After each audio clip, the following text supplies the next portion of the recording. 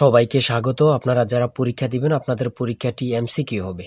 আজকে একটি এমসিকিউ পরীক্ষার প্রশ্ন প্যাটার্ন নিয়ে এসেছি। ইনশাআল্লাহ এই প্যাটার্ন থেকে 25 থেকে 30 নাম্বার অনায়াসে কমন পাবেন এবং কি বুঝতে পারবেন কোন কোন টপিক কোন কোন বিষয় থেকে প্রশ্ন আসে।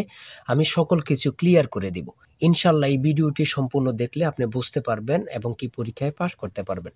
দেখেন, আপনারা যারা পরীক্ষা দিবেন আপনাদের জন্য 100% কমন উপযোগী একটি চূড়ান্ত সাজেশন তৈরি করা হয়েছে, একদম শর্ট করে। পরীক্ষার প্রশ্ন প্যাটার্ন যেমন থাকবে সেম প্যাটার্নে আমরা সাজেশন উল্লেখ করেছি। আপনাদের পরীক্ষাটি এমসিকিউ হবে, সেম ভাবে আমাদের সাজেশনে এমসিকিউ থাকবে। এখানে যেমন দেয়া আছে সৌম্য এর বিপরীত শব্দ কোনটি, নিচে 4টা অপশন এবং কি সাথে সঠিক উত্তর। এমনভাবে আমরা খুব গুছিয়ে একদম শর্ট করে চূড়ান্ত সাজেশন তৈরি করেছি। ইনশাল্লাহ এই সাজেশনটি পড়ে পরীক্ষা দিতে গেলে আপনি উত্তীর্ণ হয়ে যাবেন ইনশাল্লাহ।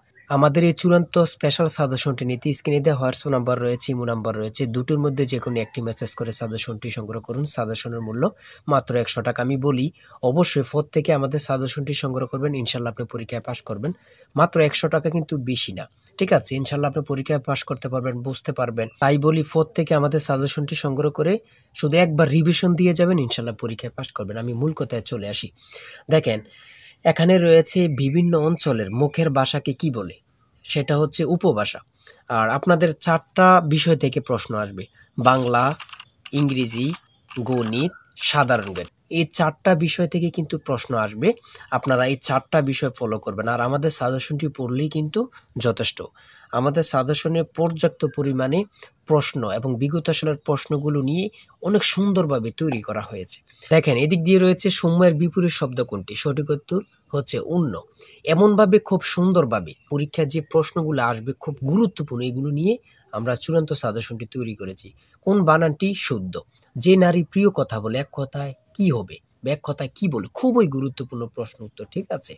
তারপরে রয়েছে রাত্রি এর সমার্থক শব্দ নয় কোনটি, ঠিক আছে? খুবই গুরুত্বপূর্ণ। চকলেট কোন দেশের শব্দ? সেটা হচ্ছে মেক্সিকো। এই কোন দেশের শব্দ, এগুলো থেকে 1 থেকে 2 মার্ক অবশ্যই আসবে, ঠিক আছে?